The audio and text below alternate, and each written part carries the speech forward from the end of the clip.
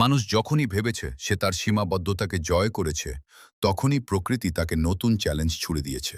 কিন্তু এবার সৌদি আরব যা করতে যাচ্ছে তা আধুনিক প্রকৌশল বিদ্যার সব সংজ্ঞাকে বদলে দেবে।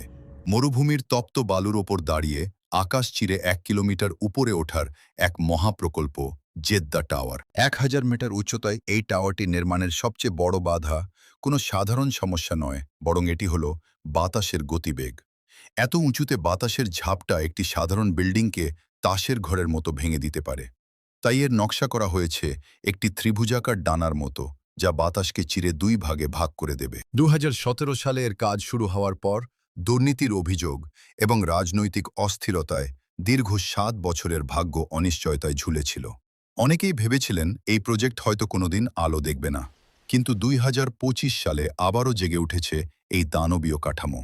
2026-এর এই সময় দাঁড়িয়ে এটি এখন সময়ের সেরা বিস্ময়। এই ভবনে 59টি সুপারফাস্ট লিফট থাকবে, যা প্রতি সেকেন্ডে 10 মিটার পথ পাড়ি দিতে সক্ষম।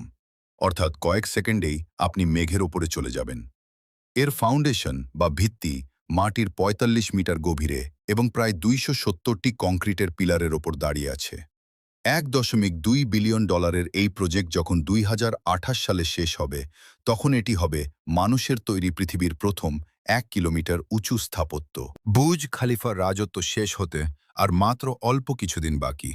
জেদ্দা টাওয়ার কি পারবে মানুষের আকাশ জয়ের স্বপ্নকে নতুন উচ্চতায় নিয়ে যেতে? আপনার কি মনে হয় এটি কি আসলেই সম্ভব? কমেন্টে আপনার যুক্তি জানান।